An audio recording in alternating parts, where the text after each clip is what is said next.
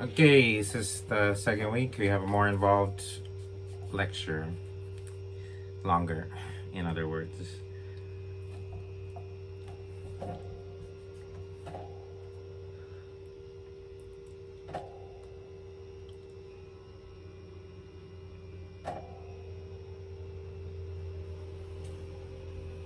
Okay. Additive. Combining colored lights creates brighter colors. Therefore, light color theory is considered additive. But subtractive. Mixing cyan, magenta, and yellow pigment creates a dark brown. Not black though. Black is added in the 4-color printing process for this reason. So with the process of printing color onto paper, they use cyan, magenta, and yellow. That's subtractive. And also mixing paints for canvas or paper is also called subtractive. Mixing colored pigments subtracts luminosity. And then the additive, there's added luminosity when it comes to light color theory.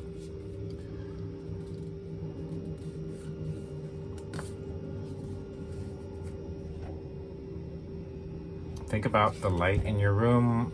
When you're doing your colored studies, you want light that's neither too cool nor too warm. You can see also an interesting thing in the cold light. Well, the first thing to notice is that the colors are kind of different. You see bluish tones on the brown of the bird sculpture. In the center one that has blue light, the one that has green light, you see greenish tones. And the warm light looks a little bit more natural.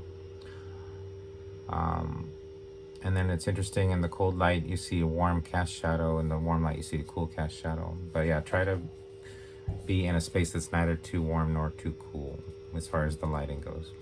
Fluorescence can be cool and halogens can be warm. Other older light types of lights can be warm.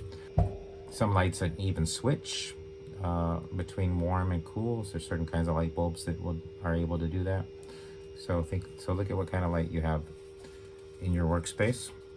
And we're going to get into looking at various colors and maybe association stuff. We did a little bit of that last week. Artists invented their first pigments using a combination of soil, animal fat, burnt charcoal, and chalk as long as 40,000 years ago. The basic palette had 5 colors: red, yellow, brown, black, and white. The darkest pigment found in Old Masters paintings is named bone black. It comes from burning animal bones in an air-free chamber. The Impressionists avoided black paint. So you'll see their darkest areas are filled with color still. That was their thing.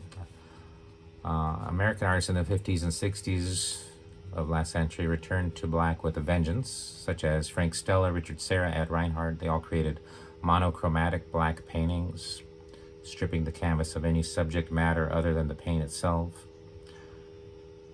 Taken together, these painters prove that black is as nuanced a color as any other, capable of many permutations, tones, and textures. Black was seen in cave paintings, came from using charcoal, burnt bones, manganese oxide powder. In the 1300s, it became a very official color worn by royalty, clergy, judges, and government officials throughout Europe. In the 1800s, it became a popular color for poets and businessmen. It didn't become a high fashion color until last century, 20th century. Lamp black, still a popular shade today. It comes from the soot of burnt fat, oil, tar, or resin. It was commonly used in ancient Egyptian tombs. Interesting fact, we're more likely to remember something we see in color rather than in black and white. So instead of saying like black can be associated with this or that, I usually like to just talk about cultural associations. So Thailand, the cultural association for black is bad luck and evil, which is similar to Western. Japan, mystery and unknown, a little bit different. India, time, change, and death. It could also represent protection against evil. Latin America, black is associated with masculinity. China, destruction and sadness. And in Christianity, black is associated with evil. Of all the pigments, chrome yellow, Sheila's green, Paris green, that have been banned over the century, the color most missed by painters is likely lead white. This hue could capture and reflect a gleam of light like no other, though its production was anything but glamorous.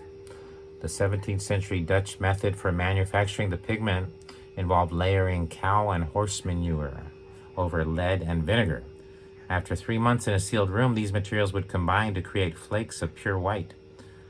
While scientists in the late 19th century identified lead as poisonous, it wasn't until 1978 that the US banned the production of lead white paint.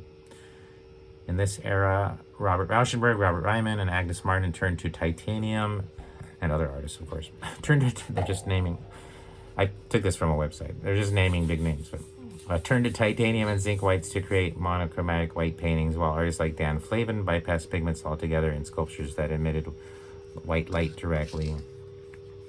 White was one of the first pigments used, also found in prehistoric cave drawings. It was derived from calcite and chalk. White has a toxic past. Lead white was a popular poisonous pigment, invented in 400 BC, banned in 78. It was used in large quantities to brine canvases, and it was even used in cosmetics, so that toxicity was spread around quite a bit. Zinc white was invented in 1782 by French chemist Louis Bernard Guiton de Morveau as a safer alternative to lead white. Unfortunately, it wasn't as widely used at first because it was much more expensive and not as opaque. It inspired Chinese white, invented by Winsor and Newton in 1834. In 1921, titanium white, also called permanent white, was invented, making lead white less popular. It provided better coverage and was a brighter shade of white. Fun fact, white is the safest car color. I suppose that's because your car can be seen really well. Cultural differences. China, white symbolizes mourning or death. Mourning as in M-O-U-R-N, mourn. India, innocence and purity, so very different associations with white culturally. Africa, peace and purity. Japan, spirituality, purity. Okay. I guess China is the one that's the most different in the case of those 4 examples. Primary colors. Building blocks of color theory. They're called primary because they can't be obtained through color mixing, but technically red can be mixed from magenta and yellow, and blue can be mixed from magenta and cyan. And here's an example of cave painting which I was referring to. They used red, yellow, brown, black, and white. Those were the first colors used in art. Red is found in iron-rich soil and first employed as an artistic material, as far as we know, in prehistoric cave paintings. Red ochre is one of the oldest pigments still in use. Centuries later, during the 16th and 17th centuries, the most popular red pigment came from a cochineal insect, seen here in the image. A creature that could only be found on prickly pear cacti in Mexico. These white bugs produced a potent red dye called carmine, so sought after by artists and patrons that it quickly became the 3rd greatest import out of the New World, after gold and silver. A non-toxic source for red pigment, the cochineal bug is still used to color lipsticks and blush today. Vermilion became popular in the Renaissance era, but ended up being too toxic and expensive. It was derived from cinnabar, found in oxidized mercury. This shade can still be purchased today, but it's now coming from safer materials. Matisse popularized the pigment cadmium. The EU tried to ban it in 2014, claiming it was polluting the water with toxins. They were unsuccessful because the pigment is only mildly toxic. That's why you can still find both cadmium and cadmium-free pigments at the store. So either way, they have both. Fun fact, men and women see the color red differently. The X chromosome helps women see red and orange more vividly. Red is also the first color a baby can see. Culturally, in China, red symbolizes luck.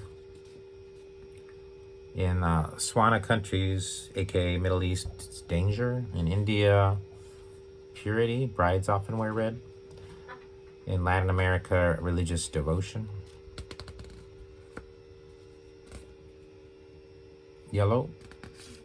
Few artists in history have been known for their use of yellow, though Joseph Mallord William Turner and Van Gogh are the most notable exceptions. Turner so loved the color that contemporary critics mocked the British painter, writing that his images were afflicted with jaundice and that the artist may have a vision disorder. For his sublime and sunlit seascapes, Turner used the experimental watercolor Indian yellow, a fluorescent paint derived from the urine of mango-fed cows, a practice banned less than a century later for its cruelty to animals. For brighter touches, Turner employed the synthetic chrome yellow, a lead-based pigment known to cause delirium. Van Gogh also painted his starry nights and sunflowers with this vivid and joyful hue, chrome yellow. Yellow ochre was among the first pigments. It was the first yellow pigment in existence, and like red ochre, it was found in prehistoric cave paintings and derived from clay. Yellow is often the color Judas wears in Christian paintings, hence why it can symbolize deceit. Because yellow is highly reflective and bright, it's used for school buses, caution tape, and taxi cabs. Fun fact, yellow can cause nausea, so it is avoided on airplanes. Culturally, yellow can symbolize death and mourning in Egypt and Latin America. In Germany, it means envy and jealousy. In Africa, money and success. In Polynesia, yellow is associated with the sacred. Blue. For hundreds of years, the cost of lapis lazuli rivaled even the price of gold. It's like a mineral. Ever since the medieval era, painters have depicted the Virgin Mary in a bright blue robe, choosing the color not for its religious symbolism, but rather for its hefty price tag. Mary's iconic hue, called ultramarine blue, comes from the lapis lazuli, a gemstone that for centuries could only be found in a single mountain range in Afghanistan. This precious material achieved global popularity, adorning Egyptian funerary portraits, Iranian Qurans, and later the headdress in Vermeer's Girl with a Pearl Earring. For hundreds of years, the cost of lapis lazuli rivaled even the price of gold. Blue is the #1 favorite color around the world. It's because it's so loved, it's often used to communicate. It's often used in advertising, all in many different cultures. Fun fact: mosquitoes are especially attracted to blue. Culturally, in China, blue symbolizes immortality and advancement. In Japan, purity. In Latin America, hope and health. In Hinduism, heaven and spirituality. Many gods are shown with blue skin. In Catholicism, purity. And that has to do with the Virgin Mary often being shown wearing blue. So secondary colors is when you mix two primaries. And when I'm talking about mixing, I'm talking about the red, yellow, blue color wheel. As far as what's primary, what's primary and what's secondary. We're referring to a specific color wheel, the most used one, and the most practical, the red, yellow, blue one. Secondary colors are green, orange, and violet. Oh, let me do orange next. This color didn't have a name until the 1500s. Before then, it was called yellow red or saffron, and it was named after the fruit. In the Elizabethan era, only nobility were allowed to wear orange. Nowadays in America, orange clothing is worn by prisoners. So a little contrast there. Orange is the easiest color to see in low lighting, which is why it's used for life jackets, construction, blockades, and prison jumpsuits. In 1809, synthetic chrome orange was invented. It was an immediate success, especially among the Impressionists, such as Monet, Renoir, Gauguin, Van Gogh. Well, Gauguin, Van Gogh would be called post-impressionists, but yeah. They wanted to use this color quite a bit. Okay. cultural associations for Swana, aka Middle East, mourning and loss. India, sacred. Japan, love, courage, and happiness. All right, green. While the color green evokes nature and renewal, its pigments have been some of the most poisonous in history. In 1775, the Swedish chemist Carl Wilhelm Scheele invented a deadly hue, Scheele's green, a bright green pigment laced with the toxic chemical arsenic. Cheap to produce, Scheele's green became a sensation in the Victorian era, even though many suspected the color to be dangerous for artists and patrons alike. The French Emperor Napoleon Bonaparte's bedroom wallpaper even featured Scheele's green, and historians believe the pigment caused his death in 1821. By the end of the 19th century, Paris green, a similar mixture of copper and arsenic, replaced Scheele's green as more durable, enabling Claude Monet, Paul Cézanne, and Renoir to create vivid emerald landscapes. Used as a rodenticide, kills rats, and an insecticide, Paris green was still highly toxic and may have been responsible for Cézanne's diabetes and Monet's blindness. Not surprisingly, it was eventually banned in the 60s.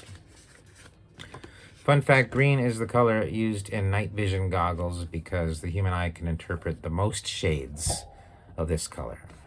So it's monochromatic vision of the night vision, and they could have chosen any color, but green has the most variance as far as the scale of the brightness, the values. Culturally, in China and Indonesia, green is infidelity and disgrace. In Japan, eternal life. In England, heroism, as in Robin Hood. In South America, death. In Mexico, independence. In Islam, paradise. So a lot of varied meanings for the powerful color of green. I have finally discovered the true color of the atmosphere, Claude Monet once declared. It's violet. Fresh air is violet. The purple shadows and lavender specks of light that enliven Monet's haystacks and water lilies owe much to a little-known American portrait painter named John Goff Rand. In 1841, Rand grew frustrated with the messy practice of storing paint in a pig's bladder, which was the prevailing method for preserving pigments at the time, and invented a more practical and portable option, a collapsible paint tube made of tin. This enabled artists like Monet to paint plein air. That means outside, easily transporting their color to outdoor locations to capture impressions of the environment, and in turn led to the production of nuanced, pre-mixed shades in tin tubes, such as manganese violet, the first affordable mauve-colored paint that meant artists no longer had to mix red and blue to make purple. The Impressionists, especially Monet, so adored the new hue that the critics accused the Impressionist painters of having violetomania. During the Byzantine Empire, purple represented wealth and royalty because of how expensive the dye was to produce. Tyrian purple, named after the Phoenician port city of Tyre, came from sea snails, and it would take 250,000 of these little snails to produce 1 ounce of dye. The process was extremely tedious. Few could afford the cost. Student William Henry Perkin invented a synthetic purple dye in 1856 at the Royal College of Chemistry. It was a malaria treatment experiment gone wrong. This was the first time the color was widely available. It made him, Mr. Perkin, a rich man, and he named the shade mauve. Purple was associated with the psychedelic, or violet. The psychedelic, I'm using violet most of the time. Associated with the psychedelic drug culture of the 60s and 70s, making it cool again. Purple is the second most favorite color around the world, after blue. Fun fact, there's only one nation with purple in its flag, and that's Dominica. Culturally, in Thailand, purple is mourning. In Swana, it's wealth. In Africa, femininity. In Japan, nobility and strength.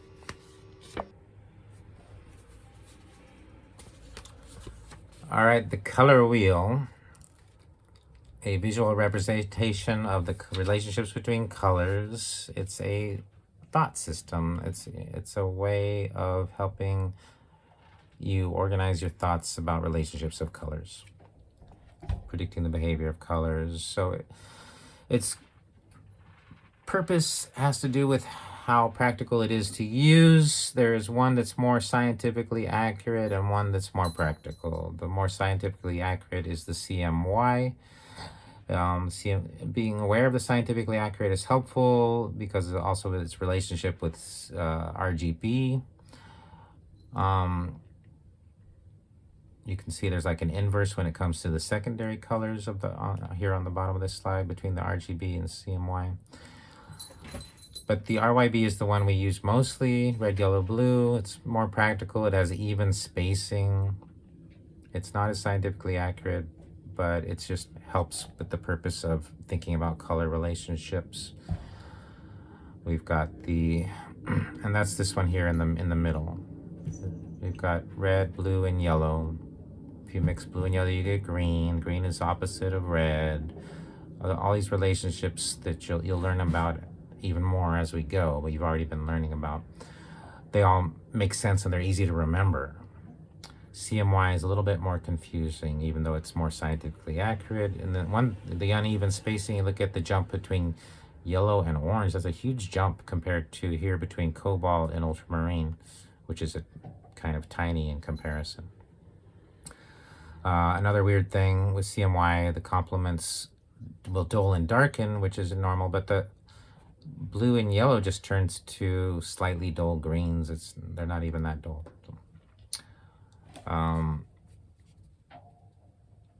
Yeah. And then we have hue, saturation, and value color model, which is the RYB. You can see your red, your blue, your yellow. It's the same practical color wheel that we use, but this shows different levels of hue, saturation, and value, which can be helpful. We got these three components: hue, which is the color; saturation is the intensity of color; and value is the brightness or darkness.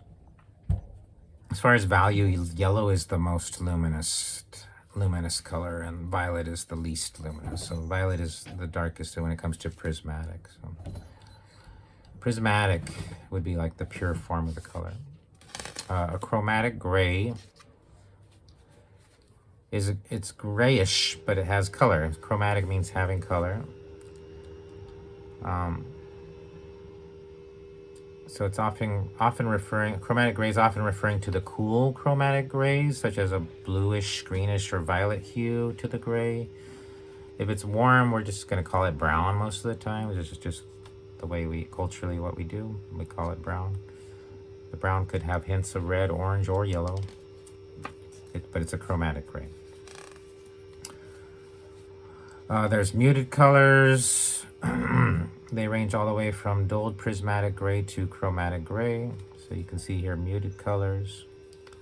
And this chart is really cool. It's showing all the complements on the RYB color wheel. Red is opposite green on the color wheel, and orange and blue. And we've got red, orange, and blue, green. So they're showing these opposites, complements on the color wheel, and range of saturation when you mix them. And this is something you've already been learning, is when you add the opposite, it will dull the color. So we use the opposite to dull the color. Prismatic colors is the pure, what is as pure as is possible with pigments. Prismatic yellows are always light, and prismatic violets are always pretty dark.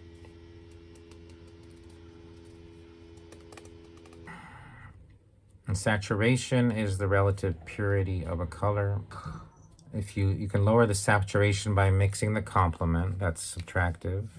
The saturation continuum is broken down to 3 levels: prismatic, color, muted color, and chromatic grays. Achromatic grays are also a thing, but those are basically that's just the grayscale. So they don't have a hint of color in them. So it's the grayscale that you have in your notebook. And then whites.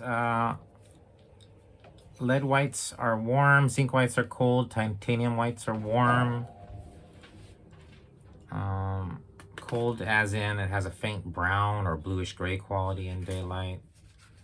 And then for blacks, the paints are jet black, which is cool, bluish, and ivory black, which is warm or brownish. With color temperature, warm colors range from yellow-green to red-violet. Cool colors range from green to blue-violet.